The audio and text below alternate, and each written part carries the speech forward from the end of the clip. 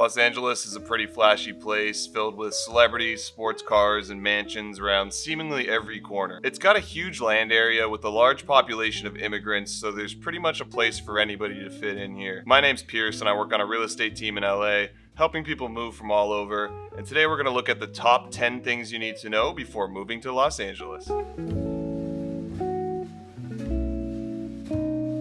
At number 1, we're going to talk about celebrities because Los Angeles is known to be a stomping ground for some of the world's most prominent celebrities. And it makes sense because as the entertainment capital of the world, all the A-listers and influencers end up flocking to Los Angeles, and seems like most of them live there. I've run into a ton of celebrities here myself, whether I was growing up around their kids or I was running into Mickey Rourke at the Doheny Room in West Hollywood, and he was blasted out of his mind. I even saw Owen Wilson at a table at Bungalow in Santa Monica one time. So it's always fun to be able to just go out and you never know who you're gonna run into. Let's check out a few cities that celebrities love and who lives in them. First off, we have Malibu, which is obviously out of the price range of most people, but it has some of the most gorgeous real estate in the world. A couple celebrities who have lived in Malibu include Courtney Cox and Grey's Anatomy's Patrick Dempsey. And another area close by that celebrities love is Pacific Palisades, which is one of my favorite neighborhoods in LA. It's like the Malibu of the Westside. A couple celebrities who have owned homes here include Reese Witherspoon and Ben Affleck. Now, if we take a drive south down the road, we run into Santa Monica, which is home to some of famous movie director Michael Bay's production companies. And Santa Monica has an exclusive neighborhood called Rustic Canyon that a lot of celebrities love.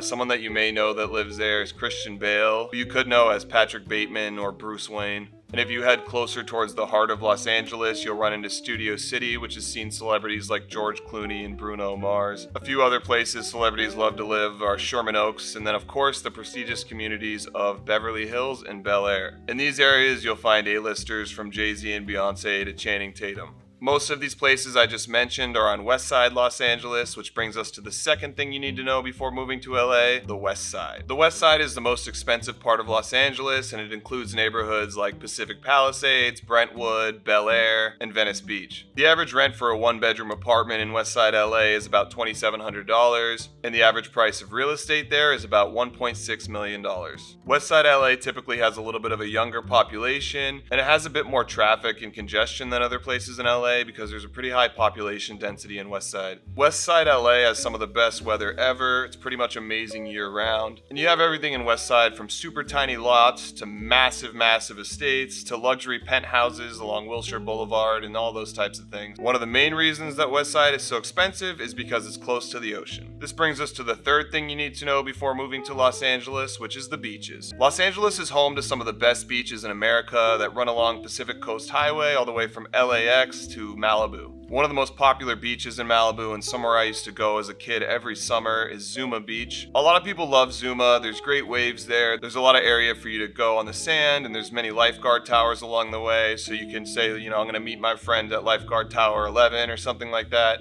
And there's also free parking along PCH, but it can be tough depending if you're going during like a hot month during the summer, then you might have trouble finding parking or have to park a little further, but there's always a lot that you can use there too, then you can pay for parking. And something that's really good to know is that there's actually no such thing as an all-private beach in Southern California. A lot of the residents that live in Malibu and other oceanside properties don't really want you to know this. Besides large beaches like Zuma Beach, there are a ton of other beaches that you can go to in Malibu, like dozens of them. A lot of them can be kind of hard to find, but I've got you covered. There's this free app called Our Malibu Beaches in the App Store, and it's not very well known, but it's super helpful. The app shows you what all the beaches are and what they're called, and it even gives you pictures of where the entrances are and gives you directions on how to get there, and it even gives you help to find parking and all those types of things. The creators are great. So even if you don't live in LA and you're just visiting or something, go check out the app. It's called Our Malibu Beaches once again, and I don't know the creators. I just think it's awesome what they did, and I like to help share this app with people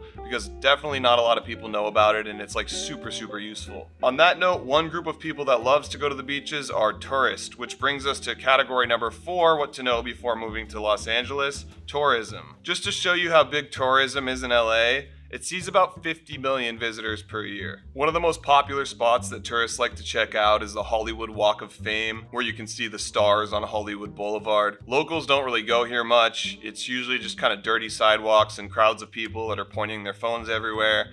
I mean, I guess you gotta see it once, but after that, you probably won't go again. A big reason for tourism here is the entertainment industry. You have world-renowned production companies and entertainment studios like Warner Bros. Studios that's located in Burbank. You can go take a tour there for about $60 if you like to see the behind-the-scenes stuff in the studios where they make things.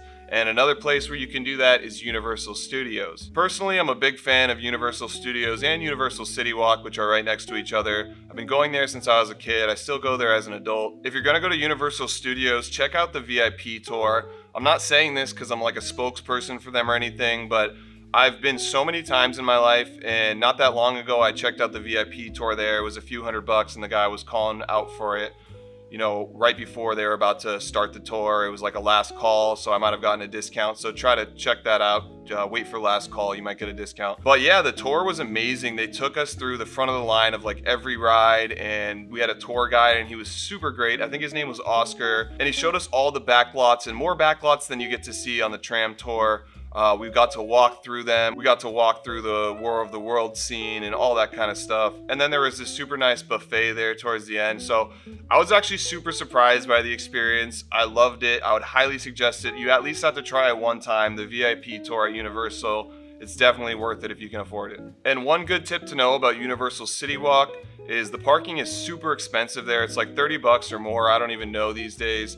But you can get that refunded to you if you go see a movie. So you're still paying for the movie, but if you get those movie tickets, they're going to refund your parking for you. And lastly, a huge tourist destination in LA is the Santa Monica Pier. It's home to the first and only solar-powered Ferris wheel, the Pacific Wheel. This is another place that locals don't love because it's such a popular tourist destination and it's so crowded usually that after you've been here a couple times, you usually find other places to go that you like better. With that being said, Los Angeles has so many amazing attractions and things to do that the tourist industry is definitely booming here. Now let's talk about the fifth thing you need to know before moving to Los Angeles, something that's better known to locals here: San Fernando Valley. The valley is the north part of Los Angeles that's over the hills of the Santa Monica Mountains. Some great places to live in the valley that run along the 101 freeway are like Calabasas, Hidden Hills, Encino, Tarzana, Studio City. I was born and raised in the San Fernando Valley, and I can say it's definitely a place that you're going to find more families living. You can get some great real estate in the valley for much less price per square foot than you can in most areas on the west side. It's also more spacious for the most part and has more breathing room,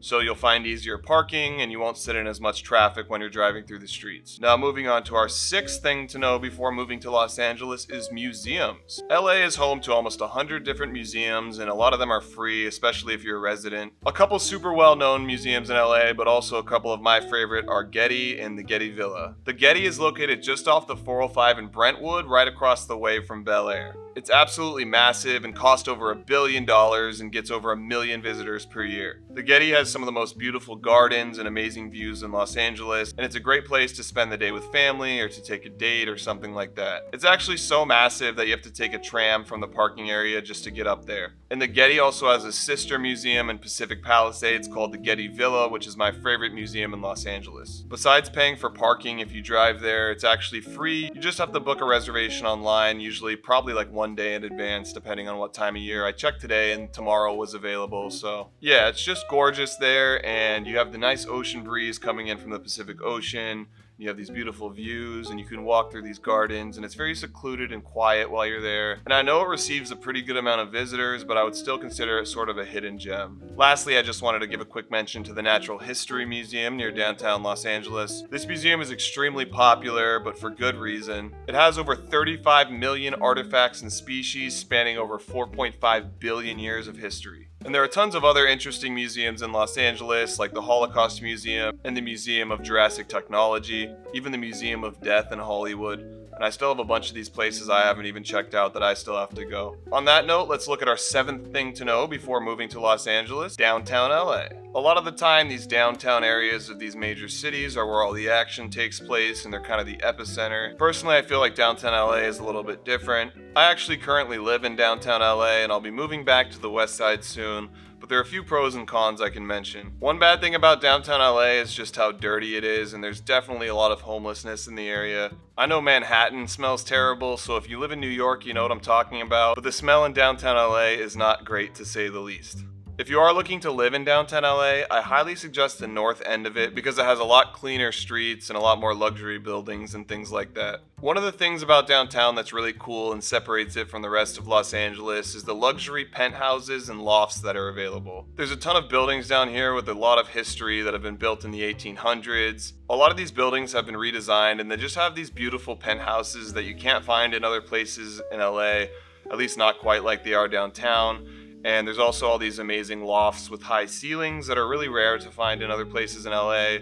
So that's one of the big perks of living here. And the last thing is I feel like Los Angeles and most of its more beautiful areas and where people like to go visit is more towards the west side of the city, and downtown is located towards the east side of the city. But with that being said, the nightlife is still great downtown. On the weekend nights, the streets are filled with people still. You got lines coming out of tons of different buildings and bars, so it definitely still has a great nightlife down here. Now moving back towards nature, the 8th thing that you need to know before moving to Los Angeles is the hiking trails. Los Angeles is home to almost 200 parks and many scenic hikes courtesy of the Santa Monica Mountains. One of the most popular hikes in LA is Runyon Canyon Park, which has a 2.7-mile loop trail. It's in Hollywood, and even though Runyon is a bit touristy and cliche, it still has a great hike. You get gorgeous views of the city, and you can take your dog and meet some cool people. But parking does seem impossible to get here. I've never had any great luck finding parking close to Runyon, so it's definitely a place that I'd walk to or Uber to if I could. And the next hike that I would suggest is Fryman Canyon Park, which is located in Studio City. This is another one of these hikes that you can bring your dogs, and it's one of my favorite hikes in Los Angeles. It also has a parking lot at the bottom where the trail starts, and usually you can find parking there because a lot of people are in and out, but the lot gets a little bit full during the busy times of the day. And lastly, don't forget about the beautiful oceanside hikes in places like Santa Monica, Pacific Palisades, and Malibu. One of the best ones is Temescal Canyon Park, located in the Palisades. The scenery you get on these hikes is stunning. It gives you great views of the ocean and also the city. And for our 9th thing to know before moving to Los Angeles, we're actually going to look outside the city. You can head south of Los Angeles and get to Disneyland in Anaheim. As I'm making this video, it's actually only a 59-minute drive from me, but it's really the natural beauty that separates Los Angeles and its surrounding areas apart. In a couple hours, you can drive up the 101 freeway and reach Santa Barbara, which is an amazing place to spend a day or the weekend. And if you're in for a little bit more of a drive up the scenic coast, you can see some of the most beautiful parks in America. California is actually home to the tallest tree in the world, which is a redwood, and the largest tree in the world, which is a sequoia. If you drive a little bit more than 5 hours up the coast of LA, you're going to run into Big Sur.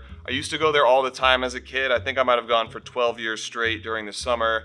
I was camping there, and it's one of the most beautiful places in the world. They have everything from beaches to natural waterfall hikes, to gorges, to just some amazing trees and forests, and you just have to check it out and see it for yourself, really. And don't forget one more place that you can go to very quickly from LA, Las Vegas. It's literally about a 45-minute plane flight and 4 hours in the car. It depends on the traffic, but yeah, about 4 hours in the car. Now let's move on to our 10th and final thing that you should know before moving to LA. We will be hosting the 2028 Summer Olympics. The Forum in Inglewood is going to be hosting gymnastics. Beach volleyball is going to be in Santa Monica. Soccer or football, depending on where you're from, is going to be at the Rose Bowl in Pasadena. And golf will be hosted at the Riviera Country Club in Pacific Palisades. We've hosted the Olympics twice before, in 1932 and 1984. Actually, the only place that's hosted the Olympics more than Los Angeles is London, who's hosted the Olympics 3 times. But after the 2028 Olympics, Los Angeles will be tied for first place with London as having the most Olympics hosted.